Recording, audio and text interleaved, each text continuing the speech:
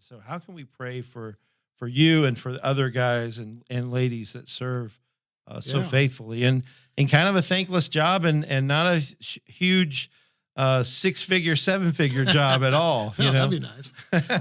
Everybody who does this job, they understand that the majority of society appreciates what we do, and they're thankful. They're just not the vocal majority, and that's fine. We go to work every day, and we tell each other in roll call, be safe, watch each other's back. That's what we do.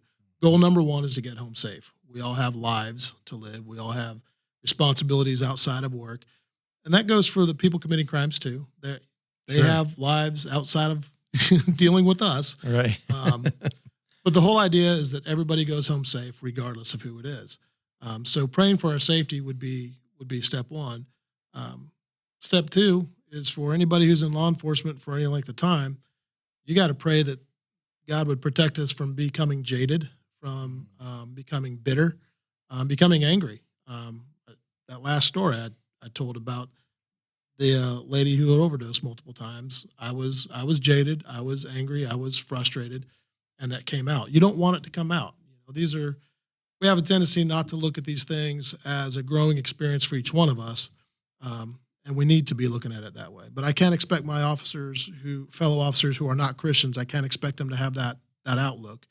Even though I expect that outlook for myself, I fail often. Sure. So we're human beings. We need God's grace.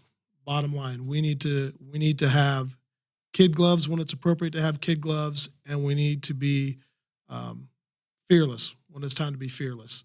We can't be thinking about all the things going on social media and on the news and all the lies people are propagating against us, because that will affect your decision making. Mm-hmm. And when your decision making is affected on the job in the heat of the moment, bad decisions are going to get made, and that's going to make things 10 times worse. And you see that I've seen it since, really Ferguson, in my mind, is where it all started. I'm sure guys who've been around longer have seen it other times as well. Sure.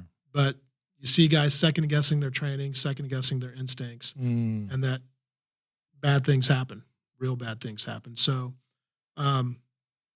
I would also encourage people who are interested in what we do, are willing to hear our side of why we do things the way we do things, do a ride along and ask questions. I love it when people ride along and ask me, hey, why'd you just roll through that stop sign? I get a ticket for that. And I could say, oh, well, let me explain to you why I did that. Number one, I shouldn't have. But number two, I'm looking at the message from my fellow officer about a case that he's watching a house right now or doing whatever, or I'm trying to get to this other officer who's on something over here. There's always a reason. Sometimes you roll a stop sign because you just made a bad choice.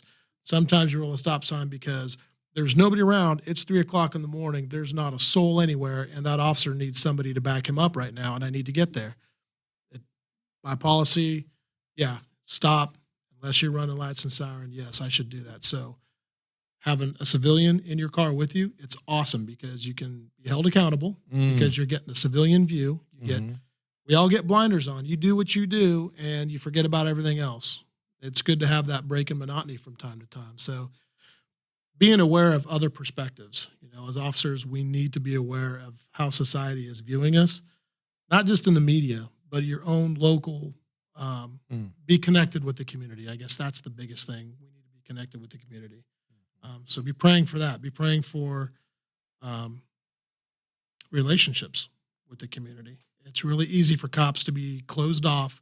If you're not in that circle, we don't want anything to do with you.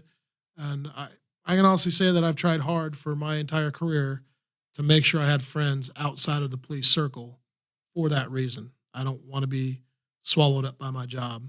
Being an officer is not who I am. It is what I do.